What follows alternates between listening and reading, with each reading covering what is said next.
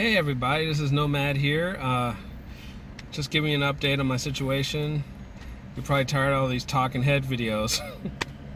I guess I need to film more of my life as I'm living it, whatever. But what's the status? So the status is that life just keeps giving me curveballs. Like I think one thing is going to happen and something else happens, So I thought we were going to camp out in a car, and then that didn't happen. We ended up going to this one Airbnb, which I thought was going to be for a couple days.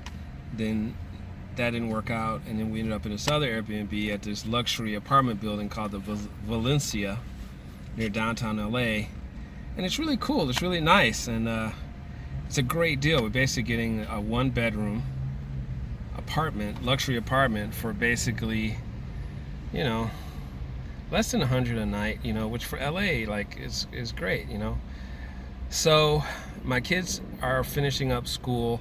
The heat wave is still here, but is tempering off a little bit. Stop unfocusing. So I don't know. I've been trying to prepare, just get everything in order. So I got a haircut, I got some new clothes, I went and took the car in to get it fixed, and unfortunately they couldn't fix the main thing, which was there's fumes coming out. The guy couldn't fix it, but he claims it's the spark plugs that it needs a spark plug change, and then the air conditioning doesn't work.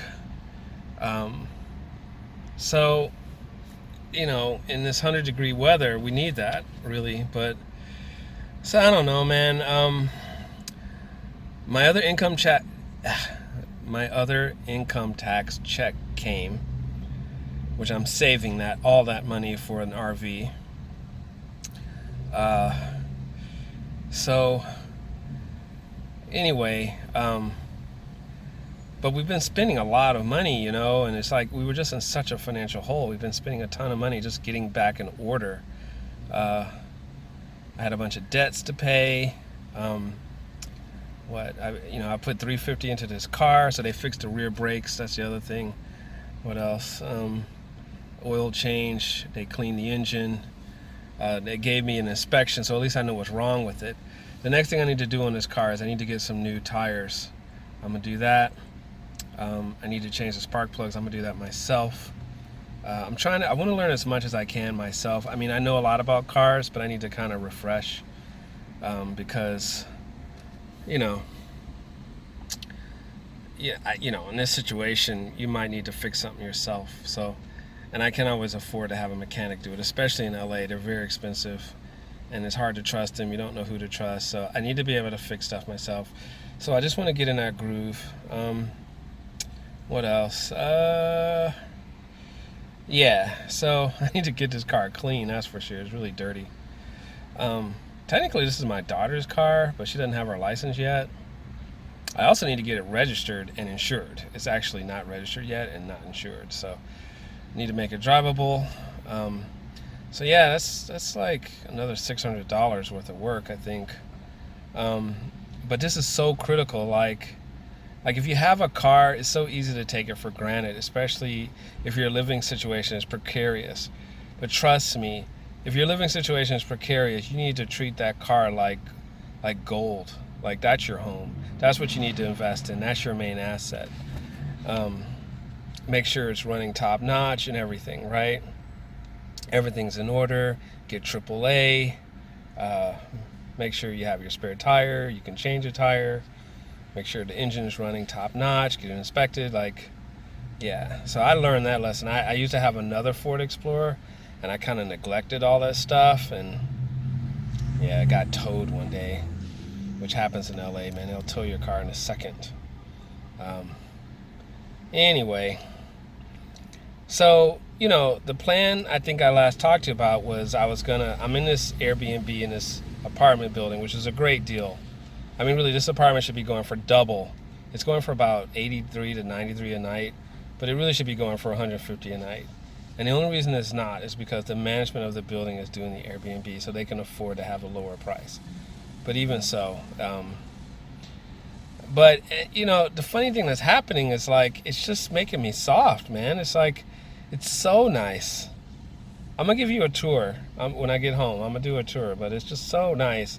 It just makes you kind of want to relax and not think about anything, and it's like, oh, I'll just stay here. Like, imagine a really comfortable bed. Like, that's what it's like. You don't want to get out of bed, right? And so that's how I feel. Like, I'm like, this is making us soft. We gotta get the hell out of here. Like, this is kind of nice. I could do this, and then you get seduced, the seduction, and then you think, oh, maybe I can afford to pay here. No. Even my wife is like, oh, maybe we could stay here. I looked up the prices. You know what these apartments are going for? 1 bedrooms are going for $2,500 a month. Oh my God. No freaking way. 12 months, that's $30,000. No. And I have to say I'm tempted, but then I think, what, you scramble $5,000 to make a deposit, and then what? And then the next month you have to come up with another $2,500, and next month, I mean, God, these landlords these developers, they're getting such a sweet deal. It's like, to get you to sign these contracts so they can just sit back and collect the money. It is ridiculous, honestly. It's ridiculous. So, no. I'm going to get my RV and make it comfortable, God. So, I told God, I said, well, if you want me to stay here, you're going to have to send me like $100,000. Like, the only way I would consider staying in a place like that is if I was making $300,000 a year, which I'm not, or if it was like $300,000 just like fell in my lap, which it hasn't. So other than that, not staying. So the issue then is like how to work the logistics with an RV. So we need to shop for one, and I have some more money coming, and I need to wait for it. I want to have like $4,000 to $5,000 ideally, minimum $3,000 to look for something. So it's like, what do I do in the meantime? So I don't know, man. It's like, so of course they want to stay in this place until we get the RV, and this place is like freaking $550 a week or more, $600 a week, and that's just gonna suck all our money out. But we don't really want to camp in the car, although I'm ready to camp in the car. But they don't want to camp in the car. They're all like little city people that are all comfortable. They can't sleep in the car. Little urbanites. Don't tell them I said that, urbanites. But anyway, yeah, little LA urbanites. So we can't sleep in the car. Oh no. But, I feel like the next solution is a small RV. Because like I said in the last video, the real trick is to have horizontal sleeping surfaces. All we need is 5 of those. And if I had a little RV, 2 of us can sleep in this car horizontally, and 3 can sleep in an RV. So, I don't know. There's this RV, this 1972 vintage RV out in Oxnard for $300, and I really think I'm going to go buy it. Another option is to get something for like $500 that's just, passable. So that's kind of where I'm stuck, man. But I'm not going to dig into my big RV money right now. I'm not going to do that.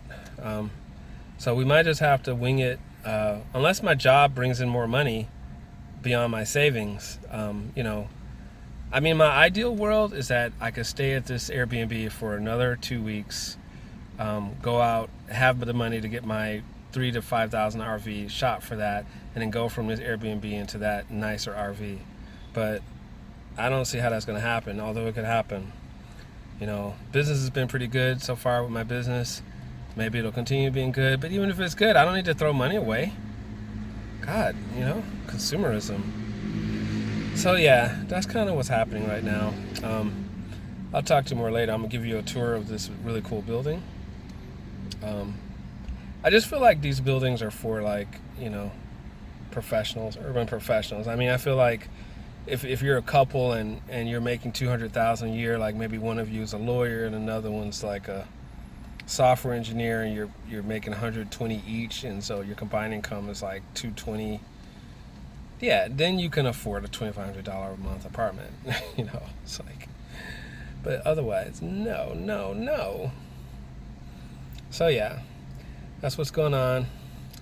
All right, I'll talk to you later.